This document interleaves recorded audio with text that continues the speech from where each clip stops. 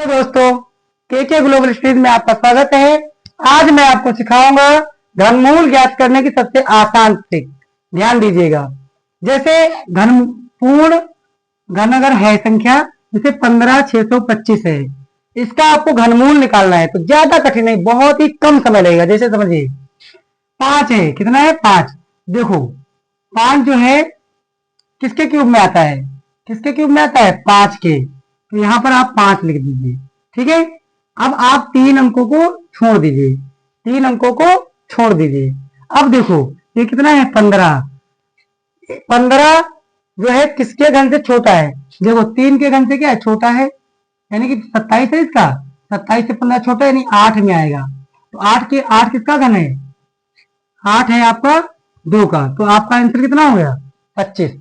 बात समझ में आ गई। जैसे अगला देखो 17,576 है, तो 6 किस में आ रहा है, 6 आपका आ रहा है 6 में, तो यहाँ 6 हो गया। 3 अंक आपको छोड़ देना है, किसके क्यूब से ये बड़ा है, तो यहाँ आपका 2 के क्यूब से क्या है बड़ा है।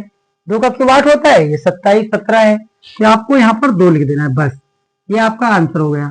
अगला देखो जैसे आपका 29,791 है, एक किसके क्यूब में आता है, ध्यान दीजिए एक किसके क्यूब में आता है, देखो एक आता है एक में, किसमें आता है एक में, एक लिखो और 3 अंक आप छोड़ दीजिए, 3 अंक आप छोड़ दीजिए। 29 है, 29 देखो किसके क्यूब से बड़ा है, तो 3 का क्यूब कितना है 27, और 27 से क्या है बड़ा, 3 का क्यूब है, आपको 3 लिख देना है बस, आपका 31 हो गया। बात समझ आ रही है। जैसे अगला देखो 47, 45 और 52 है, 2 किसके क्यूब में आता है, देखिए यहाँ पे 2 2 आ रहा है आपका 8 में, किसमें आ रहा है 8 में। 3 अंक आप छोड़ ही देंगे, बचा कितना 474।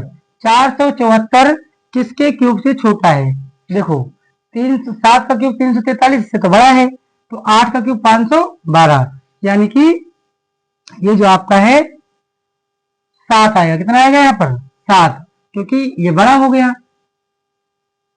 तो आपका आया 7, यानी कि 78 आ गया। ये ट्रिक आपको बहुत ही अच्छी लगी होगी, समझ में आ गया होगा।